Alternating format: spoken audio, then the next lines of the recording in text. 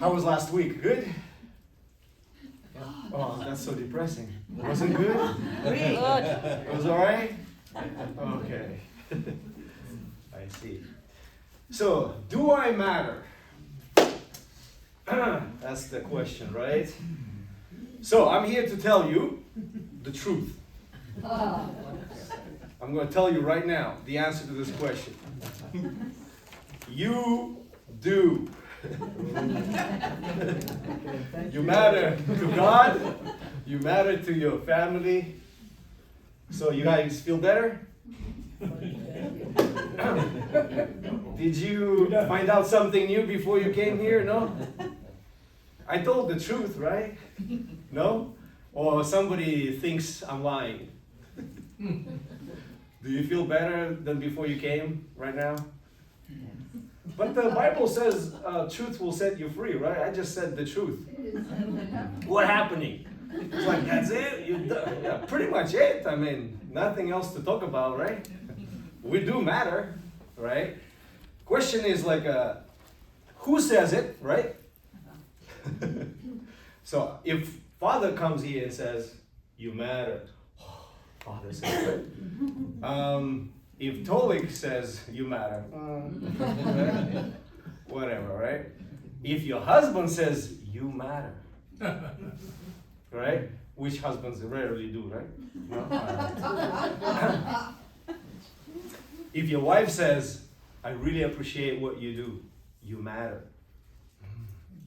It makes difference, right? You know, who says it and then under what circumstances, right? It is said. That matters, right?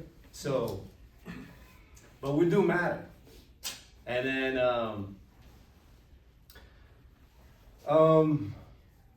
no matter how many times maybe you hear these words, right? If I say you don't matter, probably would make more impact right now if I would say you matter, right? You don't matter, right? And then, what? What the heck, right? You would be more. But definitely God created us in a way so that we always ask this question and we always need to be valued. Right? Our value is what's important in our life. In fact, everything we do, everything we say, every action we take, even jobs we pursue, relationship we engage, it's everything reflection of our personal value inside. Right? I want to read something from Principle. When last time you guys picked up Principle? I just picked up yesterday, first time. No, I'm just kidding. I did. But there's a very interesting section here, section 4. It's called Original Value, right? And it teaches us about something. No matter how many times people can tell you that you're valuable, it doesn't, eventually it wears off, right? You have to be repeated again and again and again. And if you kind of hit difficult patch in your life, then your level of value or self-worth goes down, right? And every time you have to revamp yourself, right? You come to Sunday service, right? You listen to Russian guy talking about how valuable you are. And then you leave this room and you feel, well, the Russian guy says, I am, so. And then, again, maybe you hear a beautiful song. After this song, I thought, man, how am I going to speak? This is already pretty much a sermon there, right? I mean, like, you listen to that song, if you really listen with your heart, you're like, that's it, I'm pumped for the week. I mean, I just go and listen to that song over and over again. And then, these tears rolling down my face. I was like, I don't know why it hit me. From the first, lines, it was like really hit me, I was like, damn, this crazy song, so good. Right? So we always need that kind of inspiration. But I always wonder, like, God didn't create us this way. God created us in such a way that we always feel, like Father was saying, God's energy, God's love coursing in our veins. We always have this innate, deep sense of value, right? But we grow up, obviously, in our childhood, right? Maybe we were not acknowledged enough, not embraced enough, not loved enough. And as we grow up into adults, we're expecting the same things, right? Mama, daddy, kiss me in the cheek, tell me I'm good boy, I'm good girl, right? And things like that, right? And then it kind of wears off eventually, right? And it's okay when you're a little child, right, to be always uplifted, right? Or, appreciated like my wife appreciates, right? Doesn't mean Iwamotos are not valuable again next week, right? Just because we appreciated them 1 week doesn't mean next week they're not valuable, right? Always valuable, right? But somehow, if somebody says to us that don't know us very well that you're valuable, it's not so specific, right? Like if I say to my wife, right, you're valuable, but I don't mention what it is that I really value, it doesn't make so much impact, right? If I say someone I don't know so well, you're so valuable to God. Yeah, sure. You don't know me, right? You don't know what I went through. It's just empty words from your mouth, right? So what does it mean? What am I talking about here? Why it so changes? Why does it so change? The reason is because true value doesn't come from outside, right? No matter how many good deeds you've done and accomplishments you've made, lives even you changed. I've changed a lot of lives, I think. Right? Right? On GPA, whatever, right? I guarantee you right now, almost none of them thinking about me. Huh? Josh may be thinking, but the moment he leaves this room, like, what's for breakfast? That's all he's thinking about, right? Nobody's thinking about me. Am I upset about it? No. Because I have people who changed my life. I don't walk around as like, oh, this guy, oh, where is he now? How is he doing? Oh. I don't, not like that. So it's like, nobody really cares as much as who? Or you. Yourself. You yourself. Most things people don't really care. Like, we get stuck. I heard women rewind conversations in their minds, right? Yep. Men just says things and move on, right? Oh, really? Yeah, we do. We can. Some sensitive guys, right? Like me. But most guys, but the women, right? And you're like, oh, I should have said that. I should have said that. Women, nobody cares. Everybody already forgot. Seriously, we forgot. Yeah. The thing you messed up, whatever, right? So, bottom line.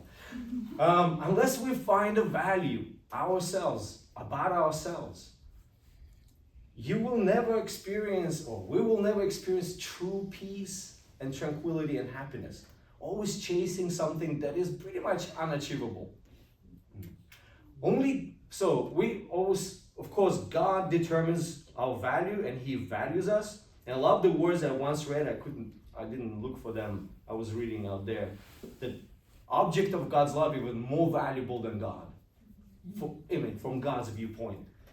God Himself is God, but without object of love, even God feels valueless and purposeless. There's nobody to love, nobody to feel feedback from, right? That's why God created. Because just sitting there on the throne, being all God, can't even be called God, right? Just a thing in space, I don't know, in the universe, right? So, but He needed to become a parent. So we are so valuable. Without us, God cannot be happy. And I mean, not us, me. Without me, there is a part of God's heart and it's made out of a little, jigsaw puzzle. When I'm gone, that little piece is not incomplete picture, right? Look at the jigsaw puzzle, right? And then the eye is missing. I am that eye. Somebody is a butt, I don't know. Somebody is a knee. Somebody is part of the, I don't know. You can give yourself importance, which part of the body you are, but that little piece is very unique. Nobody will ever emulate that, copy that, or be again that. Only you can. And without that peace, God cannot have the whole picture. Right? So, how do we find that value within ourselves? I'm going to read a divine principle here. Remind people. It's very, very dry. But pay attention, okay? How is being's original created value determined? The value of an entity may be determined by the relationships between the purpose of existence and the desire that a human being has for it. So there's two things, right? By the purpose for which something is created, right? And the desire to fulfill that purpose. Correct? That's what it says. I didn't make that up. Okay. Am I putting you to sleep? Or, No. no? Still good? All right. You don't have to listen. You already. To be more precise, the value of an entity intended at its creation is not nice music, comical relief. Okay. The value of an entity is not fixed as an inherent attribute. So you're valuable to God as an object, but whether you're valuable to yourself is not fixed.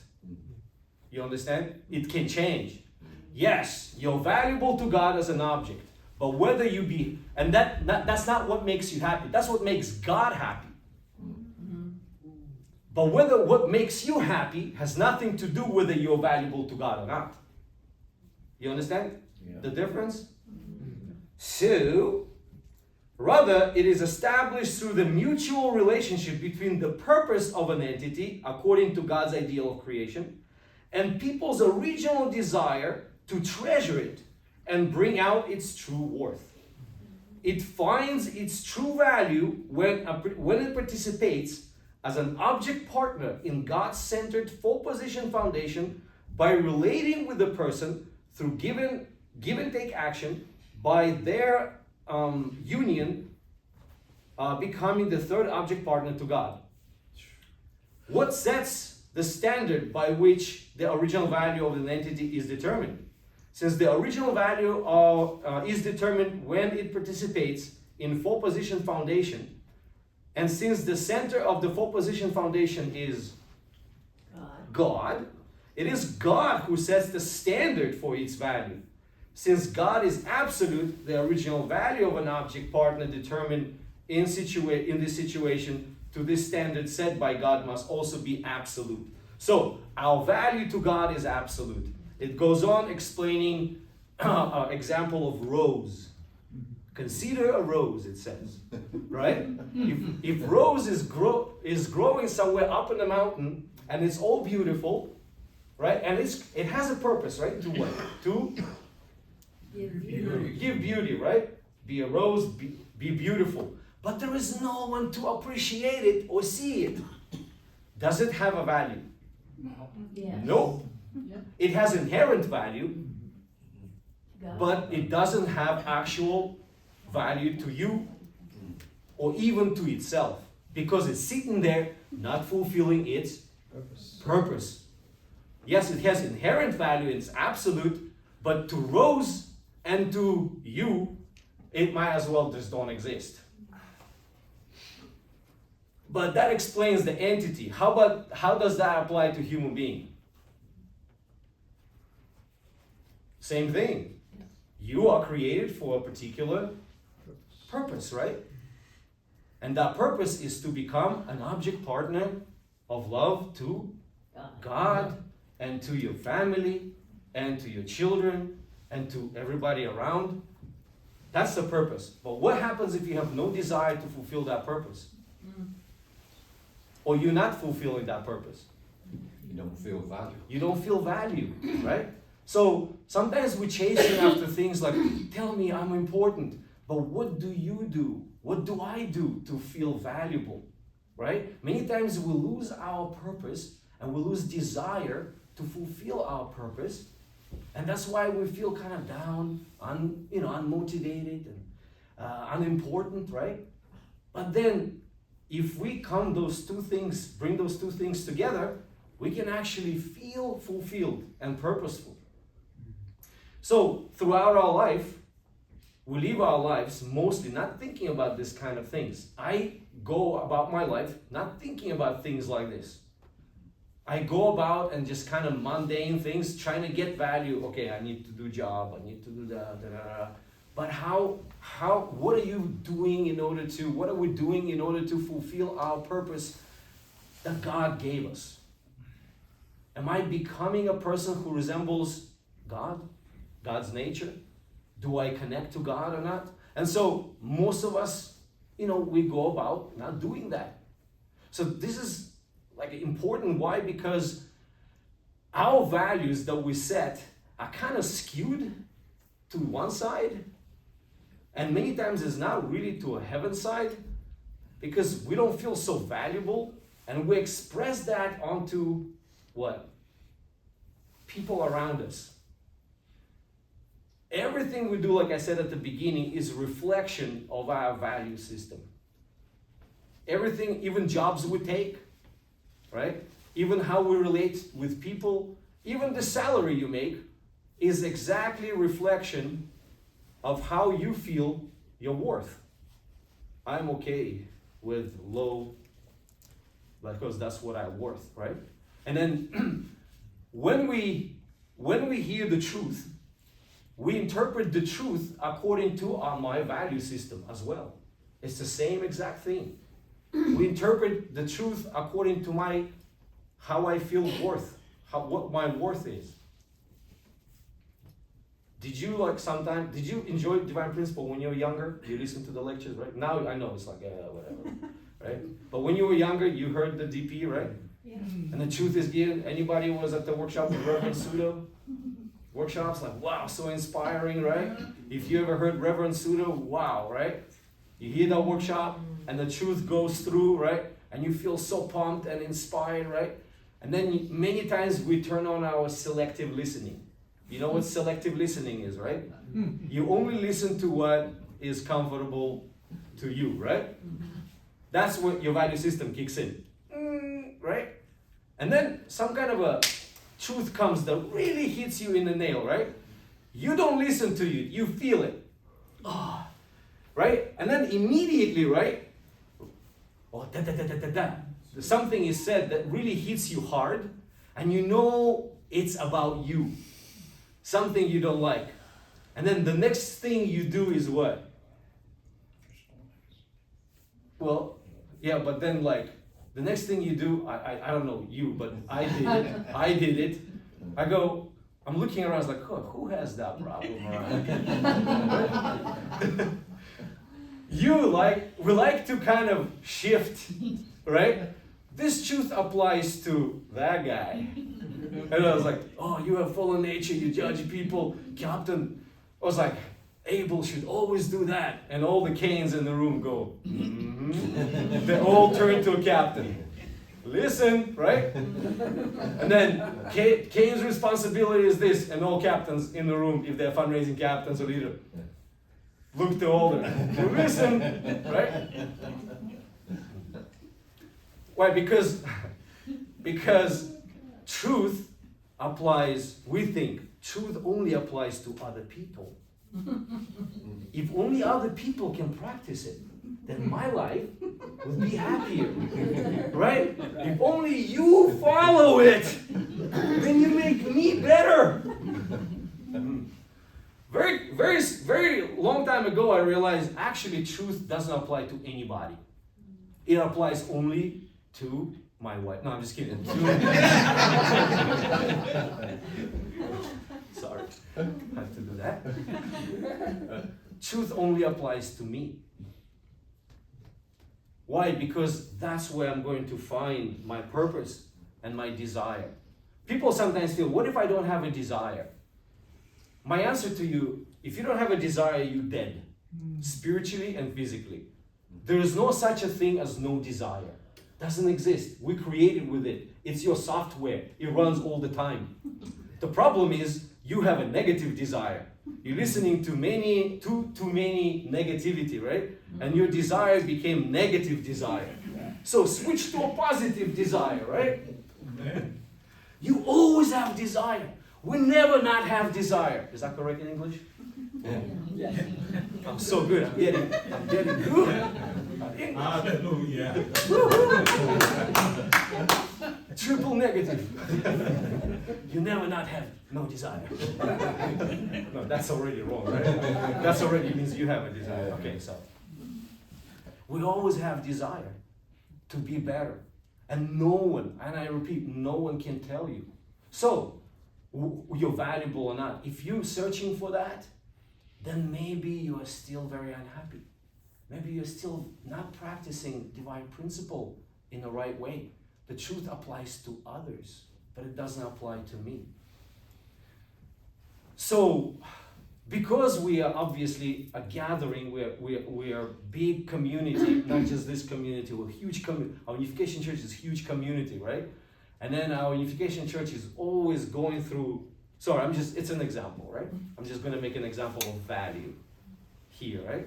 Our value as a community, right? Because we all are people with broken value systems, right? We're all people with kind of skewed, we're looking at things through like a prism of how I am valuable, right? Anybody comes in charge of whatever, right? We very quickly resort to,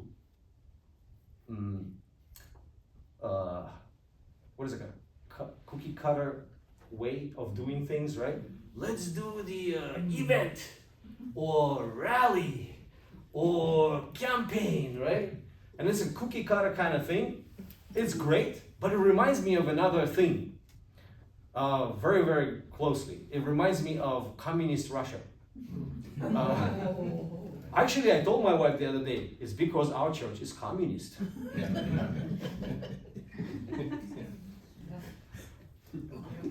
It's true, Barry. I'm sorry. I know you don't like it. But we are. We just say we're God-centered communists. You can walk away. It's okay, don't worry. Obviously, Father stood against it. I'm not saying we actually, but we have a tendencies, right, to kind of cookie cutter things, right? And then make people do what we feel everybody needs to do. We forget about individual human value. And then very, very soon, a lot of people feel like they're just a spoke in the wheel or a cog in a big machine. I'm not important. And then, sorry to say, but church is not going to give you that importance. You're gonna have to give yourself that importance. You are valuable. I believe when each and every single one of us finds how valuable I am, not just to God, but the fact that I was born and I am here, you immediately will feel a deep responsibility personally to do the right thing when you see the wrong thing happening. When we don't do that, we act like sheep. Because we think someone else is giving us value. Someone else is going to guide us into a bright future. That's what Lenin said he's going to do. And Stalin. And Mao, right? And what's other people's pulpit, right? And then everybody like a sheep, this is the guy. It's because then you feel like you are just a cog in a mechanism and you don't matter. That's when people start being killed by the millions. I'm not saying Unification Church members are going to be killed by the millions. That's not what I'm saying. But we sometimes act like already dead people, and we're confusing obedience with unity, right? So, when God created Adam and Eve, and Cain and Abel were born, right? Obviously, they were born out of fall. Nonetheless, who God loved more? Like in heart. We know principle. Principle says, Cain, you think so? Yes. Yes. Okay. Both the same. All the Cains said Cain. Both. We got you guys. We know who's Cain here. Yep. There was actually Father's speech when he actually said it. Yeah, yeah, I know. Because he was worried that Cain can actually fail, that he knew the challenge is so immense on him. He was worried and he was really paying attention, hoping he will succeed. So you say that God loved Cain more, right? Or Abel? No, but he was very concerned, right? Yeah, yeah, for sure. I mean, Because totally. I completely. That's what the Father said that many times, right? I mean, no argument there. Cain Absolutely. represents the kingdom. Right. So, and he's also his eldest son, right? And Yes, then he but- had to inherit things. But in parents, if we think God is, better parent than anybody else, right? My wife is amazing mom, right? But still, God is better than her. I'm sorry. Like, she really loves all of us in the family, but still, God is better than you, right? If God is better than you, had to love both the same, right? He had a bigger concern that some guy's gonna one of them's gonna make a mistake. So maybe, in the Bible at least it doesn't say, I don't know if Father said or not, but in the Bible at least, Cain is the only one that God talked to, right? If you think about it, right? Yep. There's like, damn, it's like God talked to you directly. Even Abel didn't get that, right? So maybe Abel is not so important after all. Okay, I'm just kidding, of course, both are important. But Cain got so much attention from God. God directly, and I'm sure he said things not the way Bible describes. If you don't do right, wouldn't you be accepted, right? It's like, right? You probably, oh, come on, dude, I'm on your side, right? Maybe God lovingly talked to him, right? So, sorry, I'm not here into theological debate, who's important, who's not. But I'm here is like trying to say, when God expected unity between Cain and Abel, obviously, God wanted Cain to, follow Abel, right? Because Satan was accusing Cain, right? And the only path was through Abel, right? But how did God expect that to happen?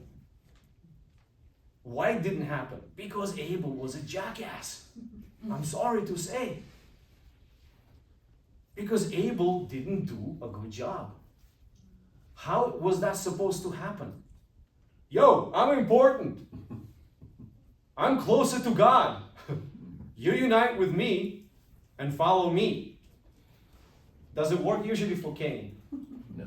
No. But somehow in our church it works. Right?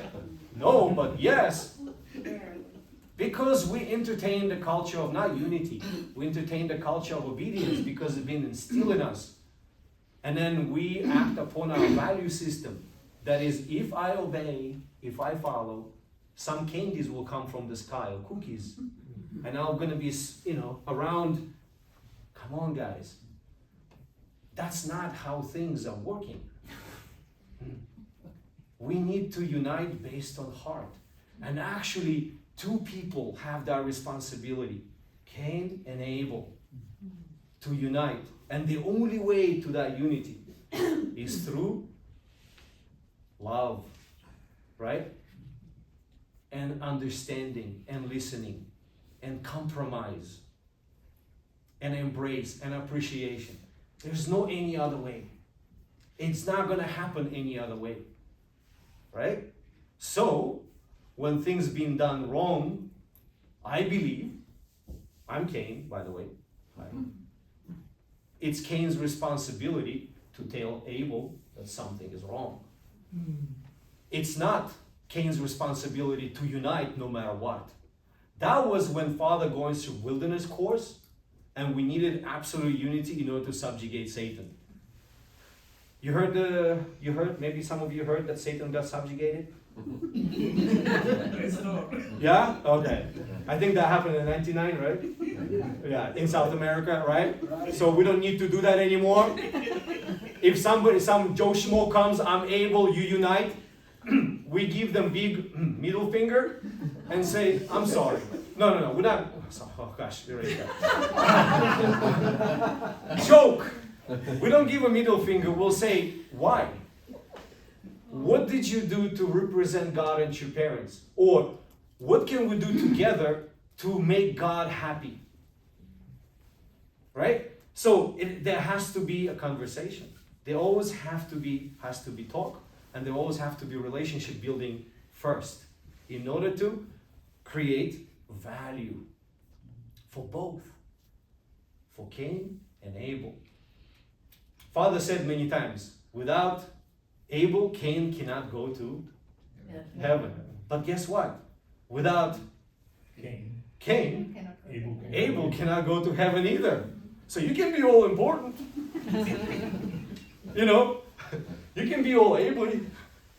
But if you didn't win anybody's heart and everybody hates you, right? And you didn't really invest in a relationship, I'm sorry, you cannot stand in front of God.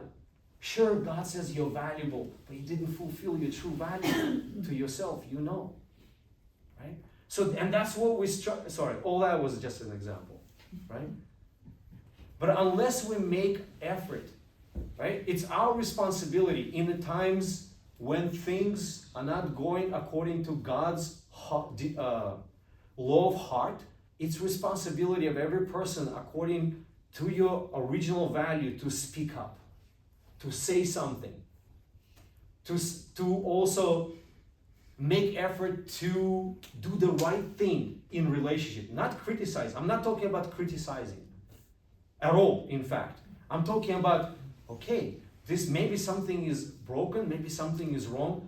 Let's work together. Because I believe that's what true mother needs. And I believe, you know, there's a situation. I came from Belarus, obviously, but my roots, I got witnessed, I went through actionizing in Russia, and then Russian movement was insanely big in the 90s. You guys maybe don't know, or you don't understand, whoever's been to Russia, maybe, it was amazing.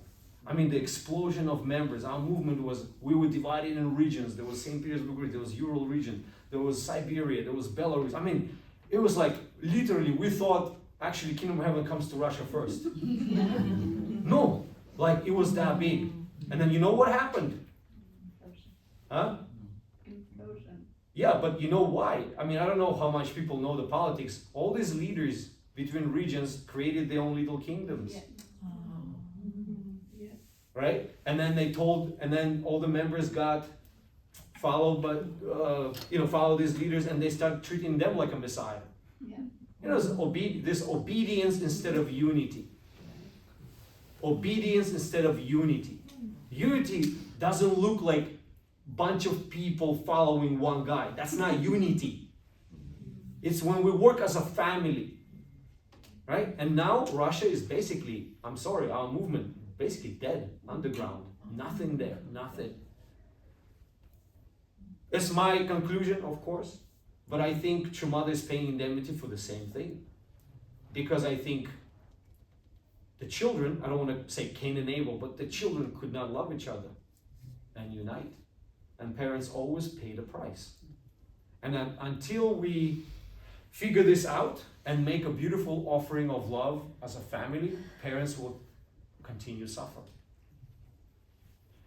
We can say that True Mother is in physical jail, but more than physical jail, she's in spiritual internal jail right now. I don't think True Mother cares that she is physically restricted. When kids are fighting and cannot find common language, don't value themselves in front of God and true parents, parents are actually in prison.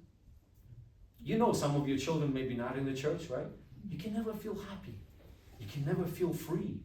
And always is weighs on your heart, right? So it's like, True Mother is more in spiritual jail than actually physical jail. And I believe because we don't know our own value, we expect someone else to tell us how valuable we are. We expect church to somehow, when we find our own value through knowing our purpose and having desire to achieve it, we can stand up and do the right thing, even on a small scale. We can do it. All this, standing and inspiring campaigns, I always tell people, when you have a campaign, you already failed. Campaign means failure. Why? Because why do you need to rile people up to do something if they're already inspired to do so? If you're riling people up to do something, means nobody wants to do it. Just making people to do something, after the campaign, what's going to happen? Everybody steps back, is like, whoo, did that, right? Every time. I mean, I don't know how many times we have to repeat that, but it happens every time. So I think on a smaller scale, our family, personally, when we find how valuable I am to myself, like my value cannot be replaced. And therefore, I have responsibility to inspire other people, to give that value to other people. People can use me. People can have me in their life, right? Then everything changes. We can unite and we can give value to, if you're able, you give insane value to Cain. He's not just a tool for you to use to bring providential events to success. Cain is not a tool to make you succeed as Abel. That's how sometimes we feel, right? And Abel is not a tool to make your life better. Right? Pastor is not some kind of a thing that doing things to make our community better. It's because we don't have that value. So, and then, we go about our lives and we make this amazing, beautiful events, purposes, like identity, so I'm talking for too long, blubbering here, but I'm done, almost done, right? Just quick thing, right? Such a program like GPA is amazing. Like, I really believe young people especially need to experience, like now it's missions, right? Or like if they go to Europe, they had a program called Done. They still have it or no? It's done already? Or they have? Okay. Or like this, spiritual workshops, right? Those things are great. I think they're really great to experience them for a young person or for any person, right? If you stagnate, if you're stuck in your life of faith, right? And experiencing that is really amazing. I really believe so. But you know what the danger is, right? You high, I personally know a person, that person came back from Chongpyeong, right? Having this, and then immediately almost looked around, this is too depressing. Then what happened? Go back. So, can we live like that? Again, totally I'm not bashing anything here.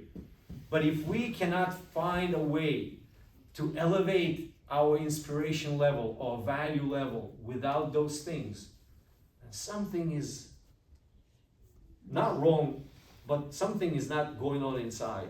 Because we depend on, this external environment things, right? Or if you depend only on Sunday service to inspire you for the week, right?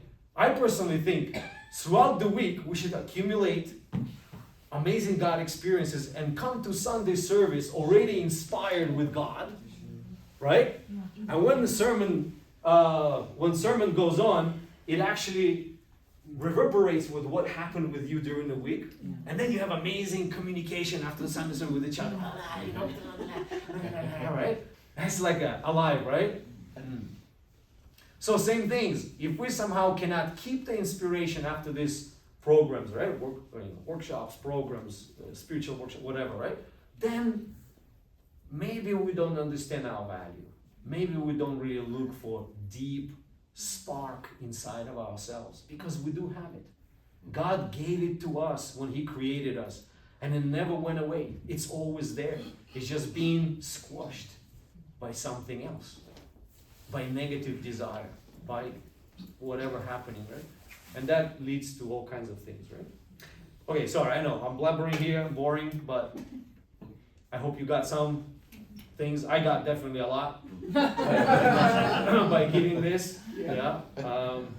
Thank you. And then let's find our own value, so nobody can dictate to us how valuable we are.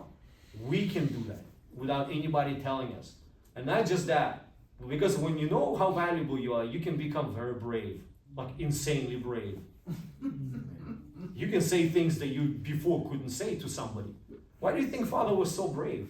Because God loves me, shut up. Right? If some Christians say, heretic, you heretic. No, he didn't say that. Father would usually say, you fat. Father loved to what is that? Poke people who are, I don't know, so funny. Anyhow, maybe father was a little bit of a bully. Was he? He could be, he could be a bully, but more than anything else, he's confident. Sometimes we feel having self-value, self-worth is very selfish, but it's not. It's not at all. In fact, it is a heavenly attribute, having heavenly pride. Why? Because you're not using it for yourself. You find your own value in God's eyes. I'm valuable to God. I'm valuable to other people. Not I'm valuable floating in space. I'm valuable. It has to be applied to something else. But if you're using your value for yourself, right, and you're just arrogant, then that's not valuable. So, Amen. yes, thank you. So, let's do it for the rest of our lives, and we can become brave community. And like Paul said, right, about donations to the workshop. You guys don't know, but like our second generation is not just our community's second generation. No matter California second generation, Florida second generation, Minnesota, nobody knows what Minnesota is, right? Second generation, right? Yeah, they have third generation, right? It's our second generation. How do you know? Maybe some of them, well, they hear that, you know, have such amazing pastors here. Some of them will come here and do even better. You don't know, right? So I'm just saying, Amen. don't be shy. Okay, I'll pray. Dear God, Heavenly Parent, thank you so much for this beautiful, beautiful morning. It is frigid, but it's not the end. Everything is resting right now. It's been growing and it's been trying so hard, but all the nature right now is resting and sleeping and building up power in its roots. Like the song said, you know, to bloom even greater and grow bigger next spring. So are we, Heavenly Parent. Sometimes we go through down times, sometimes we go through up times, but we need to appreciate every single season. We need to appreciate everything because we're so valuable to you. There's no one there to replace you or us for you. But most importantly, you're worried, do we feel that way?